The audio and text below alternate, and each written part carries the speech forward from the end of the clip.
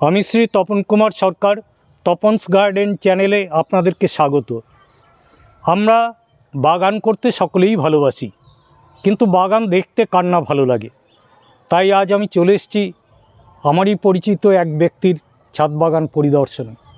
যদিও একটি ছোট্ট বাগান, শীতও চলে গেছে, সামান্য কিছু ফুল আছে, কিন্তু বাগানটি এত পরিপাটি করে সাজানো যে আমি দেখার লোভ আর সংবরণ করতে পারলাম না। আসুন তাহলে আপনাদের সঙ্গে পরিচয় করিয়ে দিই এই বাগানের যিনি মালিক তার সাথে। আপনার নাম? নমস্কার, আমার নাম অতনু ব্যানার্জি। আমি দীর্ঘ 3 বছর ধরে আমার এই ছাদে বাগান করছি।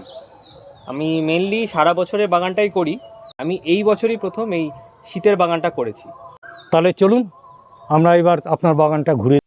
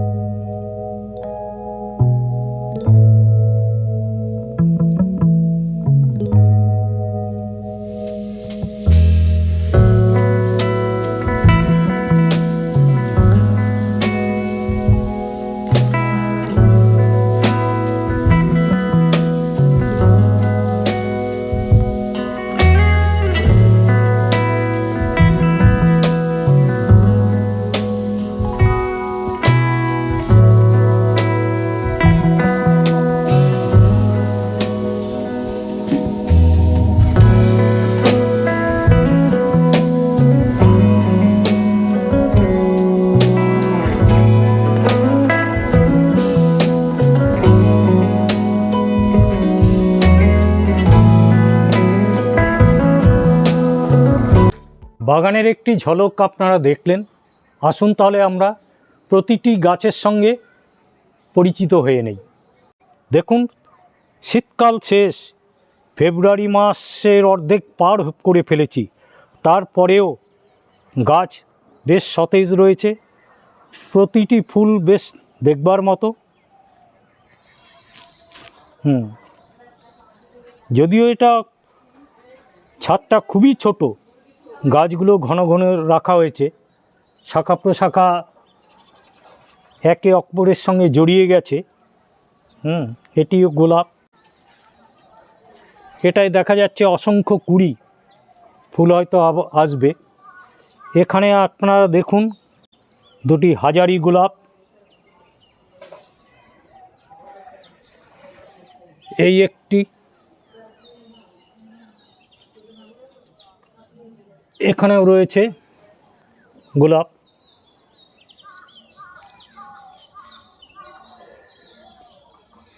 এটা সেন্টেড, এই গোলাপটি সেন্টেড, সুন্দর গন্ধ পাচ্ছি।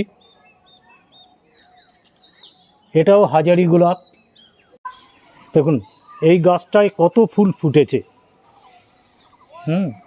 যদিও বেশ কিছু ঝরে গেছে, প্রায় 50-60 তার বেশি ফুল হবে। এটা একপাটি গোলাপ। গোলাপের বিভিন্ন ভ্যারাইটি হয়।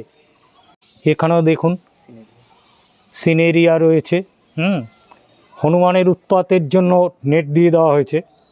নয়, হনুমান যা এই বিশেষ করে গোলাপের উপর হনুমানের খুব লোভ, কচি পাতা কুড়ি সব খেয়ে ফেলে।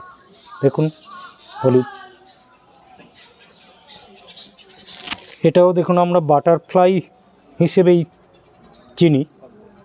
এখানেও কতগুলো হাজারি গোলাপ রয়েছে। এই যে এখানে শীতকালে প্রচুর হয়েছিল, নুয়ে পড়েছে গাছের ঘরে। এই একটা অ্যাজেলিয়া দেখাচ্ছি, এদের হচ্ছে সিঙ্গেল পেটাল। আমরা জানি শীত প্রধান এলাকার গাছ।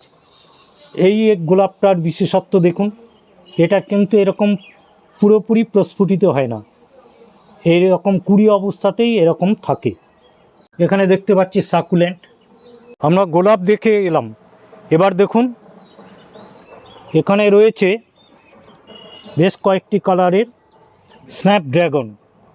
এখানে ড্রাগন কেন বলে, এই ড্রাগনের মতো দেখুন এই ফুলটা হাঁ করতে পারে।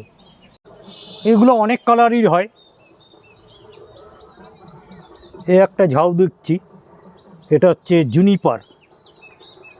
এক ধরনের আছে থুজা, চ্যাপ্টা ধরনের, এই ঝাউটা হচ্ছে থুজা। এটা এক ধরনের পাতাবাহার, এটি তো এক ধরনের জবা, এটা ব্রাজিলিয়ান জবা। ব্রাজিলিয়ান জবা দেখুন।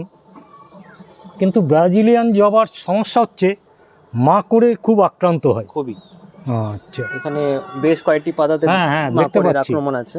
তো রেগুলার বেসিসে কীটনাশক দেওয়া সত্ত্বেও এর মধ্যে একটা মাকড়ের প্রভাব থেকেই যায়।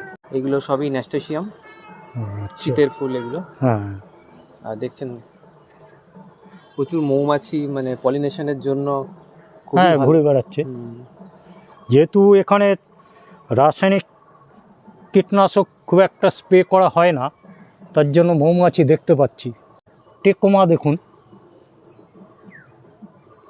টেকোমা অনেক কালারের হয়, নিচেও দেখতে পাচ্ছি দূরে আমি আপনার বাগানে হ্যাঁ।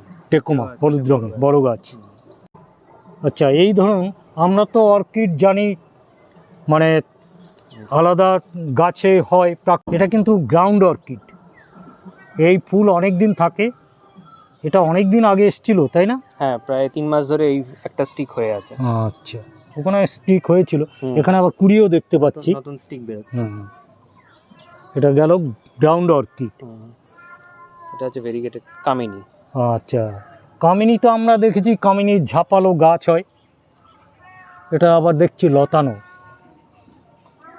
এখানে গোলাপ দেখতে পাচ্ছি, এটা এক ধরনের করবি। আচ্ছা, নিচে এদিকে ক্যালেন্ডুলা। শীত যেহেতু চলে গেছে, ফুলগুলো ছোট হয়ে গেছে, মনে হচ্ছে এটা লেটে লাগানো এগুলো সব। ডায়ান্থাস দেখতে পাচ্ছি, তো এগুলো চন্দ্রমল্লিকা, এটা ক্যামেলিয়া তাই তো? হ্যাঁ এই কুড়িগুলো তো মনে হচ্ছে অনেক দিন ধরে ফুটে এরকম বেরিয়ে আছে। হ্যাঁ, প্রায় 1 মাস। প্রচুর আছে। প্রচুর আছে। এখানে তো দেখছি একটা, তিনটে, চারটে, পাঁচটা, ছটা, সাতটা, আটটা, নটা, 10টা, প্রচুর। এখানে 3, 13, 2, 15টা, এইটুকু গাছে 15টা কুড়ি। আচ্ছা, কুড়ি যখন মানে ওটা সবে শুরু হয়েছে। এদিকে ডায়ান্থাস, এদিকটায় তো ফ্লক্স রয়েছে,